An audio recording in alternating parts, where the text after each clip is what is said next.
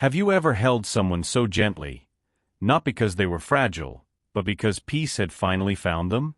If you've ever carried a sleeping child and moved like your very breath might wake them, not out of fear, but respect for the stillness they finally reached, then you already understand the quiet kind of love we're about to witness. Welcome to Justice Reloaded HD. Tonight's story isn't loud. It doesn't shout to be remembered. But somewhere between a waitress's arms and a billionaire's silence, you'll hear the softest truth. Sometimes the most powerful thing you can do is carry someone without leaving a trace. Like, subscribe, and stay with us until the end. Because tonight, what breaks a man isn't pain. It's tenderness no one was supposed to see. There were only a few tables left occupied in the small family restaurant, and most of the lights had dimmed into an evening hush. The soft clinking of cutlery had faded. Servers began their quiet routines of clearing, wiping, resetting. At one table near the window, a man in a tailored navy coat was tapping notes into his phone with one hand, signing documents with the other. Caleb Rourke wasn't the kind of man who lingered. At 60, he had built a logistics empire that moved faster than most people thought. His meetings were scheduled to the minute. His expectations ran tighter than his own deadlines. Tonight was no different, except for the boy who had dozed off in the corner booth beside him. Miles, his 5-year-old son, had curled up against the leather seat, one arm tucked under his cheek, the other resting lightly on his chest. Small for his age, the boy looked even tinier in that oversized booth. A half-eaten plate of grilled cheese sat forgotten next to him. His eyelids had surrendered sometime between Caleb's third phone call and the contract revisions. It was a common rhythm. Caleb worked, Miles waited, and eventually drifted. What wasn't common was what happened next. Caleb looked up, halfway through a sentence on a call, and raised his hand to signal the check. He barely glanced toward his son, used to Miles sleeping through noise, through car rides, through late-night lobby meetings. What he hadn't noticed was how deeply the boy had settled this time, how still his body had gone, like the sleep wasn't just physical but sacred. Elle was the one who saw it. She approached the table with quiet steps, wearing the kind of tired grace that came only with long shifts and longer stories behind her eyes. Her name tag said Elle, but there was nothing generic about the way she moved. She didn't speak when she reached the booth. She didn't offer pleasantries. She simply paused, read the scene, and acted like she'd done this 100 times before, and maybe she had. Without asking, without making a sound, Elle gently crouched beside the table. One hand reached under Miles's knees, the other under his back. She moved like breath, slow, even intentional. Not a twitch, not a stir. The child didn't flinch, didn't whimper. He simply shifted from seat to arms like he had been waiting for her to come. The entire restaurant paused. A glass clinked softly in the distance. Somewhere, a chair scraped. But within their small radius, time slowed. Even Caleb, perpetually restless, always mid-thought, froze. His mouth closed. His hands lowered. Elle didn't rush. She lifted Miles against her chest, adjusting her hold with the ease of muscle memory. His head rested just below her collarbone, ear pressed to the rhythmic silence of someone who knew how not to wake a sleeping child. She didn't cradle him in the dramatic way you might carry a baby. She held him like something important, not fragile, not broken, but too precious to disturb. Caleb watched, eyes narrowed slightly, not in judgment, but confusion. He wasn't used to seeing people do things slowly unless they were wasting time. He wasn't used to watching gentleness unfold like this, with no purpose but itself. Elle shifted her weight, balancing Miles' body so the boy's ear was covered by the edge of his jacket. She turned slightly to avoid bumping into the table, then adjusted his arm so it wouldn't dangle. Each move was careful, precise, not in calculation but care. Not a single word had been exchanged. And yet, something unspoken moved through the space between them. In that moment, Elle was not a waitress. She wasn't even a stranger. She was someone who had once carried someone else like this, someone who had learned, possibly the hard way, that to wake someone too soon was sometimes worse than letting them sleep too long. Caleb didn't know that Elle had a brother, once 12 years old, who refused to sleep alone for months after the accident. He didn't know she'd learned to carry his body at 3 in the morning when flashbacks hit, always in silence, always without turning on a single light. But he could see it in her hands, in her pace, in the absence of hesitation. As she turned with Miles in her arms, heading toward him to ask where to bring the boy, Caleb found himself holding his breath. Not out of tension, but out of reverence. It was as if something had entered the room that shouldn't be broken. Something still. Something holy. The deal in his inbox didn't matter. The figures on the contract blurred. All he could see was his son. Still asleep, still safe, in the arms of someone who somehow knew exactly how to hold without claiming, how to carry without owning. For the first time in a long time, Caleb Rourke had nothing to say. Elle moved steadily, not shifting her arms even an inch as she adjusted the boy's weight against her. Miles remained nestled against her shoulder, one small hand curled gently against the collar of her uniform. His breathing stayed slow, undisturbed. She carried him with a kind of stillness that didn't ask permission, but gave it. Her steps weren't hurried, yet there was no pause. She moved through the narrow restaurant aisle with practiced ease, tilting her shoulders just enough to avoid a tray stand, her hip shifting slightly to keep Miles balanced. A loose napkin drifted to the floor as she passed. She didn't stop for it. Caleb watched it all unfold from just beyond the booth. He'd stood up instinctively, half out of habit, half out of some sense of obligation. This was his son, after all. He should have been the one to lift him, to carry him out to the car, to make sure he didn't wake. But now, standing there with one hand on the edge of the table, he couldn't bring himself to interrupt. Elle shifted again, subtly, adjusting Miles's sleeve to cover his ear. A detail so small, so deliberate, that it struck Caleb like a quiet revelation. Not for warmth. Not for style. But to soften the sounds of the world around him. To let the boy rest a little longer in peace. He almost stepped forward then, almost said something or reached out, or offered to take his son, but stopped. Because the truth was, he didn't know how to do it without waking him. Not like this. Not with that kind of grace. She had turned something as ordinary as carrying a child into a wordless act of preservation. And for the first time, Caleb saw that what he had always thought was helping might have just been hurrying. Elle met his eyes for a split second. Not a challenge. Not a question. Just a moment of quiet coordination. "Car or booth?" she asked softly, voice barely above a whisper. It wasn't a customer service tone. It wasn't rehearsed. It was a question asked by someone who wasn't trying to lead, just trying not to interrupt what was already working. Caleb blinked, then pointed toward the door. Elle nodded once. No fuss. No commentary. And she walked on, still holding the boy the same way she had from the start, arms steady, chest open, shoulder angled so that Miles stayed close but never crushed. Her head tilted slightly as she made her way toward the exit, like she was listening to a melody only she could hear. Every movement she made seemed measured against the risk of disturbing that fragile peace. And the peace held. It held through the doorway, through the shifting light of the restaurant's entryway, through the sudden coolness of the night air. Elle didn't speed up. She didn't slow down. She simply matched her pace to the rhythm of a boy who needed the world to be quiet just a little longer. Caleb followed at a distance, saying nothing. Not because there was nothing to say, but because anything he said felt too loud. It dawned on him with some quiet ache that he had always assumed tenderness was a kind of softness, something inefficient, something that took too long.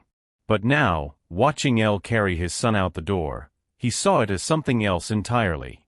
This wasn't softness. This was precision. Not mechanical, not clinical, emotional precision. The kind you only develop when you've spent nights walking floors with a child who flinches at shadows. The kind you only learn when you've made mistakes, when you've woken someone too soon, too suddenly, and seen what it costs. Caleb didn't know Elle's history. But somehow, her body language told it all. He stood by the car, hand resting on the door, and watched her approach. Still the same grip. Still the same stillness. He hadn't realized how loud his own movements usually were until now, how much noise he brought into moments that were asking for silence. And just then, as Elle reached the car, Miles stirred slightly, not a full shift, just a faint twitch of fingers. She paused mid-step. Waited. Not even a breath drawn. The twitch passed. And he slept on. The night air was cooler now, brushing softly against Caleb's face as he stood with the rear door of the car open. The interior light blinked on, casting a warm halo over the leather seat. He stepped slightly to the side, making room without saying a word. Elle reached the vehicle with the same quiet rhythm that had followed her all the way from the restaurant. Miles was still tucked in her arms, his breathing deep and steady, one hand gently curled into the fold of her shirt. Without hesitation, she bent down and turned her body just enough to ease him into the car. Her motions were fluid, controlled, the kind of grace that comes only when instinct replaces thought. She didn't shift his weight abruptly. She didn't adjust him once he was down. She simply laid him there as if the seat had been shaped to receive him. Caleb noticed something he never had before. The way she tucked Miles's knees slightly to one side, keeping his hips aligned. The way she cupped the back of his head for just a second longer, letting it settle naturally into the angle between seat and shoulder harness. She didn't buckle him in like a task. She did it like a closing lullaby. Click. The seatbelt slid into place without jarring him. The boy didn't twitch. Elle leaned back slowly, careful not to disturb the air between them. Her hands hovered, just for a moment, as if part of her wasn't sure it was time to let go. Then it happened. As she withdrew, one of Miles's small hands reached out, still half asleep, still dreaming but deliberate. His fingers closed gently around her wrist, not tight, not needy. Just present. Elle paused, frozen in that moment. She didn't pull away. She didn't speak. She simply looked at the boy's face, calm, trusting, unaware of the gesture he had just made. Caleb saw it all. And for reasons he couldn't explain, he couldn't move. Miles didn't open his eyes. He didn't stir again. But the way he reached for her said everything. Not a dream. Not a reflex. Just a quiet act of belief, his body remembering what his voice had no words for. That she had held him safely. That she could be trusted again. Elle gently placed her free hand over his and gave it the softest squeeze. Then, with the delicacy of someone who had done this before, she released his grip, not by pulling away, but by letting go second. She stepped back. And Caleb, still standing beside the car, couldn't speak. There was no place in his daily vocabulary for what he had just witnessed. No metric, no assessment, no quick remark. He wasn't sure if what gripped him was awe or guilt, only that it had landed squarely in his chest. He had lifted Miles 100 times. In airports. On staircases. After meetings. During tantrums. But never like that. Never in a way that made the boy reach back, even in sleep. And now, someone else had done what he hadn't even realized was missing. Elle turned slightly, as if preparing to step away, not expecting a thank you, not waiting for permission. Her face was calm, unbothered, her role in this moment already ending. To her, this was nothing extraordinary. Just something that needed doing, and needed doing right. Caleb's hand drifted toward his coat pocket out of habit. But then stopped. He didn't pull out his wallet. Didn't offer a bill. Didn't fill the silence with a rehearsed line of gratitude. Because none of it would have fit. What she had given wasn't service. It wasn't duty. It wasn't part of the meal. It was care. Unrequested. Unpaid. And perfect. So he just stood there. Watching his son sleep deeper than he had in months. Watching the woman who had made that sleep possible take a step back into the quiet. No applause. No spotlight. Just the sound of the car door gently closing. Caleb slid into the driver's seat, hands resting on the steering wheel, unmoving. The car's interior light dimmed, casting a soft blue hue over the dashboard. The engine remained silent. There was no rush now. No calendar pressing at his back. No meeting waiting across town. He could hear the gentle rise and fall of Miles's breathing in the back seat. It was steady, undisturbed, as if the boy had folded himself into some private world and finally felt safe enough to stay there. Outside the car, Elle stood a step away from the door she had just closed. Her posture was relaxed, but not casual, like someone who had learned to hold space without filling it. She didn't smile broadly. Didn't linger like she expected gratitude. She was just still. "Good night, sir," she said softly. Her voice slipped into the air without urgency, like the final note of a song not meant to be noticed, only felt. Caleb turned toward her, hesitating before speaking. Then, as if the words had found their own way to his mouth, he asked quietly, "How did you do that?" Elle didn't meet his gaze directly.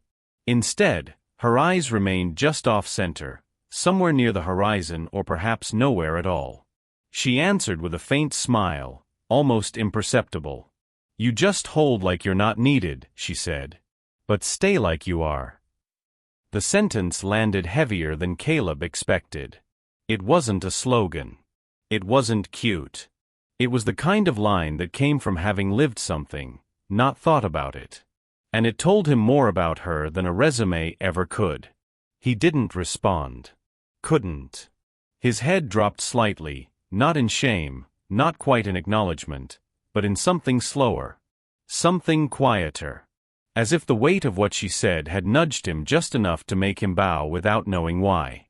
Elle took a step back. Not out of dismissal, but respect. She had been close enough. She had done what she came to do. And now, she was giving him space again. Caleb remained still. Inside, everything felt tangled. The instincts that had built his empire, decisiveness, precision, speed, none of them worked here.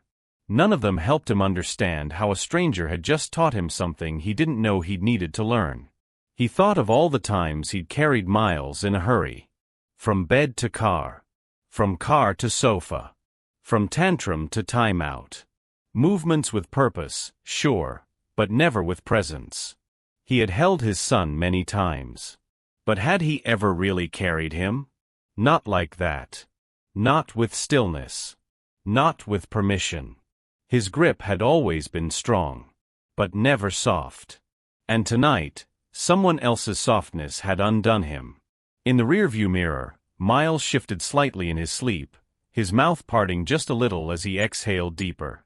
The boy didn't stir fully, just relaxed further, sinking into the seat like it had been waiting for him all along. Caleb stared at him, at the calm in his face. The kind of calm he hadn't seen in over a year. It took him a long moment to look away. When he did, Elle was already walking back toward the restaurant. Her silhouette moved against the low light of the awning, blending into the stillness of the lot. She didn't look back. And he didn't call out to stop her. Because somehow, what she had given wasn't meant to be interrupted or prolonged. It was meant to be held, lightly, silently, and then released. Caleb leaned back in his seat and let out a slow breath. It sounded different than the ones he usually took. Less controlled. Less measured. It wasn't meant to steady him for the next decision. It was just real. For the first time in a long while, he didn't know what to do next. And maybe for once, that was okay. The next evening, the same restaurant hummed with quiet energy. Dishes clinked softly in the kitchen, and the chatter of early diners drifted gently between tables. It was just after 6 when Caleb Rourke walked through the front door, not briskly, not on a phone call, not checking his watch. He didn't request a table. He didn't glance at the menu. He simply stepped toward the same booth where he and Miles had sat the night before. The table was empty now, but he slid into it anyway, his presence as still as it was unexpected. Elle didn't see him at first. She was moving quickly from table to table, her notepad tucked into her apron, her hair pulled back the same way. It wasn't until she paused to refill a glass nearby that she noticed him. Her eyebrows lifted slightly, surprise, but not alarm. She made her way over, still balancing a tray with 2 plates. When she reached his table, she didn't lead with pleasantries. "He slept okay?" she asked, like she already knew the answer. Caleb's gaze lifted from the table to meet hers. "He hasn't slept that still in a year," he said. The words weren't dramatic. Just honest. Raw in a way that didn't try to be. Elle nodded, the corner of her mouth lifting into something just shy of a smile. She didn't respond right away, letting the quiet do its work. Then Caleb reached into the inside pocket of his blazer. He unfolded a piece of paper, not a document, not a check, not something official. It was a child's drawing, wrinkled at the corners, done in bright crayon strokes. He placed it on the table, smoothing it with one hand as Elle leaned closer to see. The picture was simple, the way all 5-year-old art tends to be: a boy with blonde scribbles for hair, small round limbs, and a red shirt. In the arms of a larger figure, no face drawn, but 2 wide arms, curved gently around the child. The woman's hands were round. Soft. There was no name, no caption. But the image was unmistakable. Caleb tapped his finger lightly on the page. "He drew this morning," he said. "Told me it was the lady from last night." Elle didn't say anything yet. She let the paper speak first. Caleb continued, more softly now, he said. She was quiet. That last word hung in the air between them like a shared breath. Elle's expression didn't change much. But her eyes did. They softened just slightly, recognition, maybe. Or humility. She smiled then, small and sincere. "Then I did it right." There was no boast in her voice. No pride.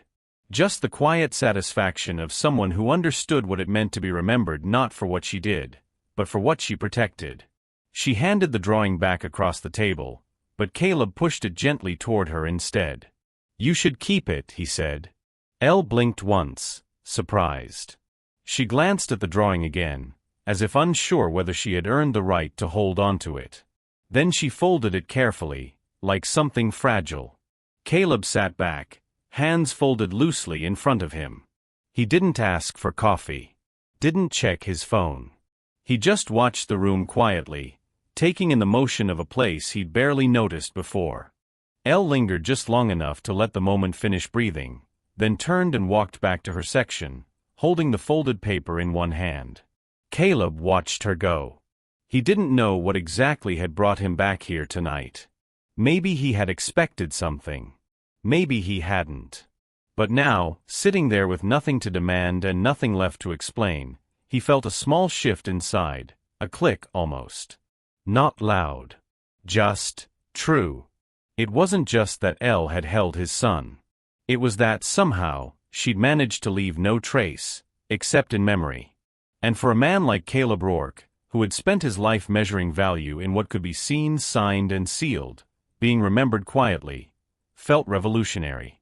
The house was quiet when Caleb returned. Not the usual silence of late nights, but the kind that settled in layers, thick, unmoving, aware. He stepped into the living room without turning on the lights. The dim glow of hallway fixtures was enough. Enough to find the remote. Enough to sit down. He sank into the couch, loosening the knot of his tie with one hand, the other already reaching for the sleek control panel resting on the coffee table.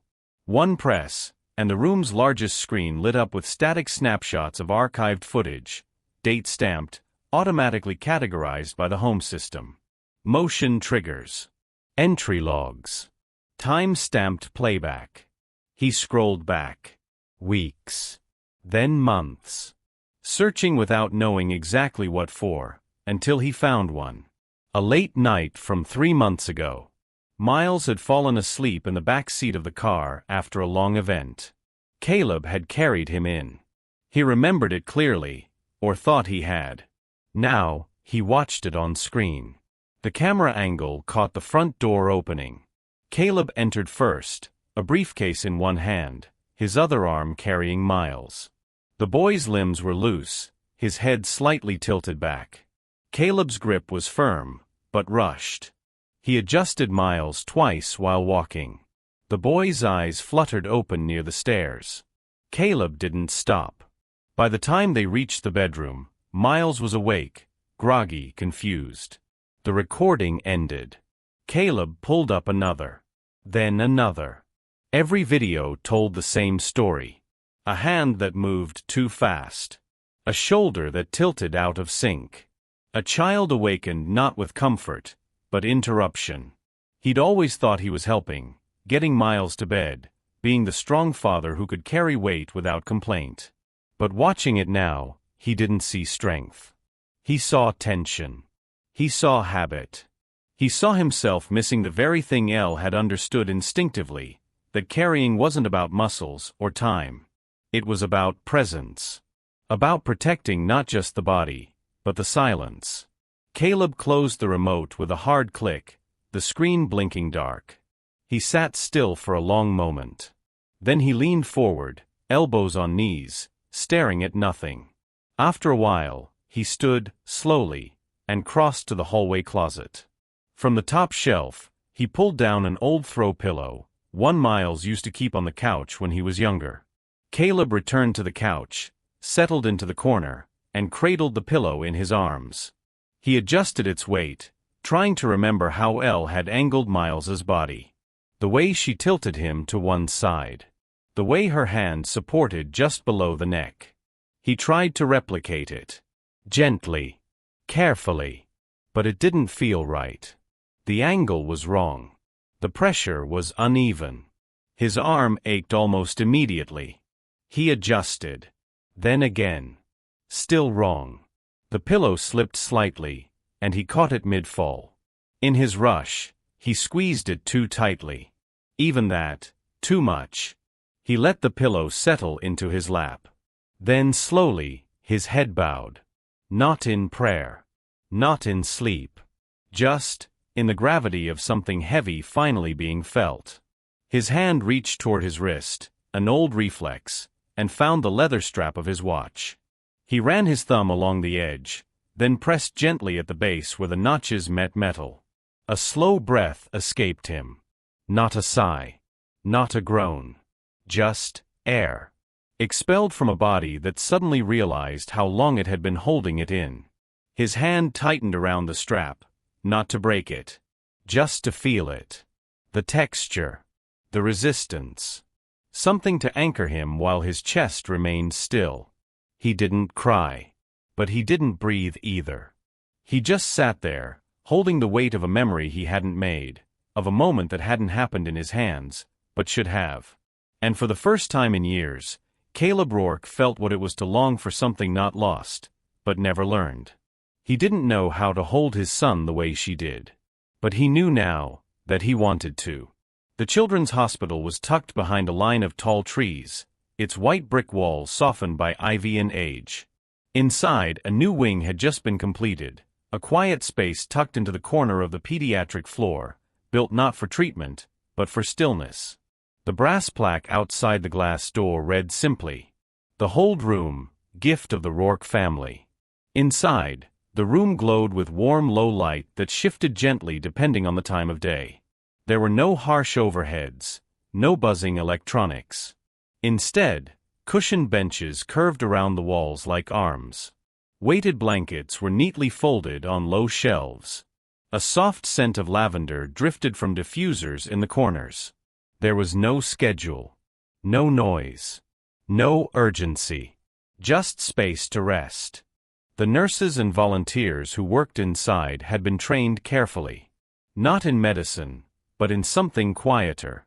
They learned how to carry children without suddenness. How to wrap without squeezing. How to speak with hands, not voices. Caleb had called them carry protocols, but to Elle, they were just care made visible. It was a room for holding, not fixing. A room where no one was asked to wake before they were ready. Late one afternoon, Miles walked through the entrance with a blanket tucked under his arm. He didn't say much. He was older now, just a bit, but his quiet nature hadn't changed. The blanket was soft and worn at the edges, its corners chewed slightly from years of being his favorite. He held it like a question. Elle was already inside, seated near the far end of the room, organizing a tray of coloring books and crayons. She looked up as he entered, offering a small smile. Miles didn't speak. He simply crossed the room and handed her the blanket. She didn't ask why. She didn't ask anything. She unfolded it gently and draped it around his shoulders as he curled up near the door, knees tucked in, head resting lightly against the wall.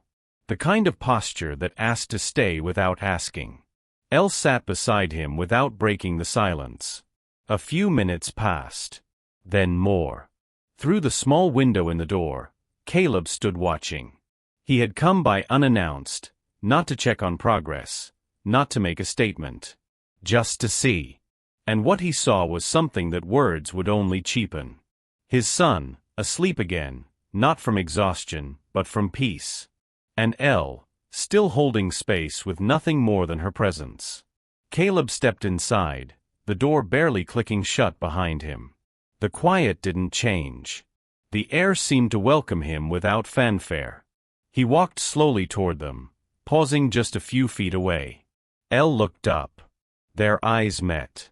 He crouched down beside her, not at her feet, not above her, just level. For a moment, he didn't say anything.